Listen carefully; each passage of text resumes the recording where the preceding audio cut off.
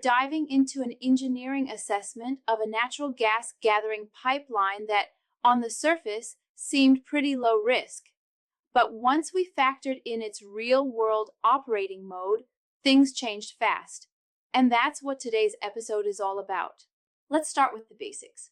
According to the TRIAGE summary, this line operates under conditions that, in theory, should prevent internal corrosion. The pressure and fluid velocity at steady state are both adequate to avoid water settling out. The initial assessment confirmed a low baseline risk of internal corrosion damage, assuming continuous flow. But here's the thing, this pipeline doesn't operate continuously. It runs on an intermittent plunger lift system. That means flow only occurs for short periods, maybe an hour or two per day.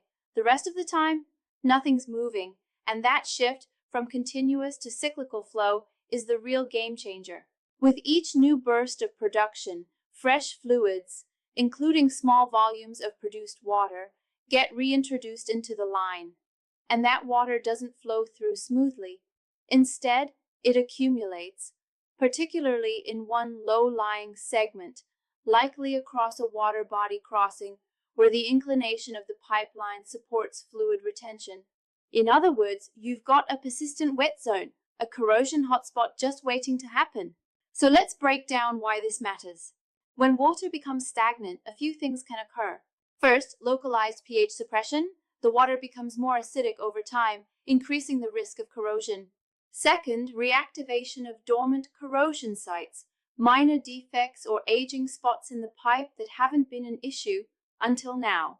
Third, under-deposit corrosion. Solids settle, sediments build up, and corrosion starts underneath out of sight. That's a dangerous combination, and it's not just theoretical. The assessment references regional data showing that similar pipelines built around the early 2000s have already experienced internal corrosion failures. These failures weren't from external threats. They were tied to inadequate management of produced fluids. Specifically, stagnant water wasn't being addressed effectively. That brings us to the proposed solution. It's a two-part field executable strategy built around pigging monthly if feasible. This clears the line of solids and displaces stagnant water films, especially at low points. MEG slugging, injecting 30 liters of monoethylene glycol once per month. Crucially, this should happen immediately after pigging to maximize effectiveness. Why MEG? Two reasons. It neutralizes acidity in trace water, preventing corrosion from starting. It coats the pipe interior with a protective film, creating a barrier in those high-risk wet zones. The timing is critical. You run the pig first to physically remove the gunk, then follow with MEG to chemically protect the pipe. It's a 1-2 punch, clean, then coat. Interestingly, the assessment also rules out some usual suspects. There was no evidence of contaminant ingress from upstream well starts. So the risk here isn't about junk flowing in. It's about how the system moves, or rather doesn't move, and how that movement or lack of it allows water to settle. That's what makes this approach so focused. It targets internal water management, not upstream production behavior. And it's rooted in real-world failure history, not just simulation models. This is where the value of the TPA EA process comes in.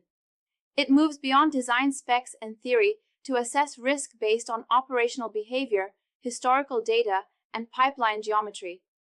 Then, it connects those risks to a clear, field executable mitigation plan. Monthly pigging followed by MEG slugging. That's targeted integrity management. And for field ops teams, this plan is simple, repeatable, and highly effective. It doesn't just check a box.